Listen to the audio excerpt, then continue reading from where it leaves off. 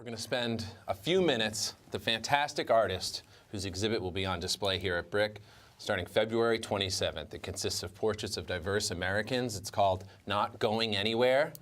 And the woman behind it, Tatyana Fazlalizadeh, is with us right now. Welcome to BK Live. Thank you so much for being here, Tatyana. Hi, thanks for having me. Of course. How would you describe Not Going Anywhere for people that want a preview of the exhibit that's going up here at BRIC? Sure. Well, Not Going Anywhere consists of portraits that I've drawn of people that I've met, that I know, after I interviewed them about their feelings about our current state in America.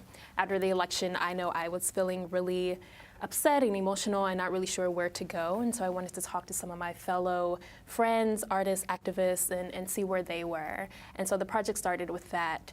I drew their portraits, I took their words, and kind of composed this design together that is speaking to what we think America is and should be. So why did you go so simple? It's like very clean and very graphic, and you're forced to look at all the physicality of the person from here up. Wow, was that a deliberate choice? Absolutely. I think that portraits are amazing for that. They force you to reconcile who this person is in this portrait that you're looking at. I wanted people to see this work, see young people of color, queer people, people who have a lot to say, who are very important, whose stories and faces aren't always told, and to be forced to confront them and confront that this is what America looks like. How does Not Going Anywhere relate to the rest of your work you've done through the years in your career as an artist? I've done a lot of work dealing with individuals and their experiences within their daily lives, especially with women and girls and people of color, looking at how they experience sexism and racism in their everyday lives, and not going anywhere similar to that, except now we're kind of looking at their lives in the context of our current political state. What does it mean to be who you are in America at this time? And what do you want to say about that? So it's all kind of following the same theme and process. So what do you think about the impact that this work has made? Because I remember just the public nature of it, Instagramming some of your work that was out there, not even being aware that you were the artist, and the number of responses that I got from people around the world like, yeah, stop telling women to smile, and like, this really speaks to people. And I know that even Spike Lee is like stolen it for a storyline on his upcoming Netflix show, but... Wait, what's that about? What's your relationship with Spike Lee? Actually, Spike Lee and I are working together, so I'm our consultant on that project. She's Got a Habit, which is going to be released on Netflix as a series this year. So sorry to interrupt. What? No, it's part of the art. But yeah. What of that response? It was something that sort of caught fire.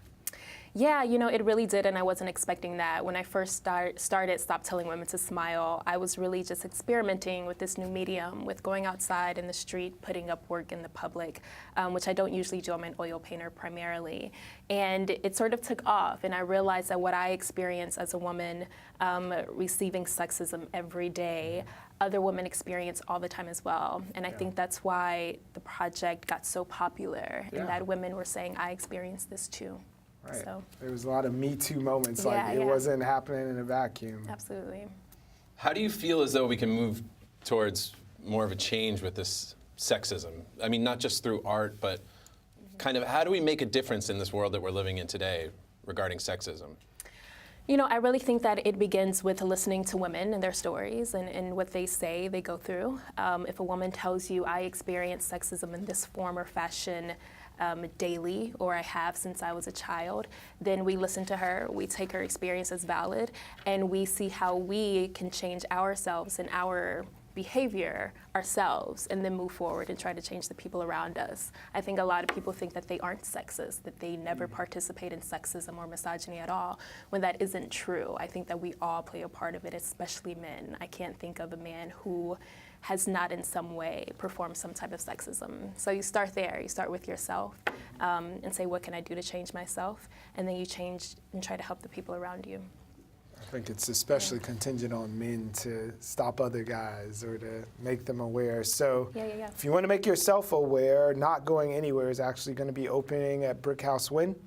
February 27th. All right, so February 27th. Come down and see the work, meet the artists. Yes, yes. Thank you so much, Tatyana. Thank you. Really appreciate it.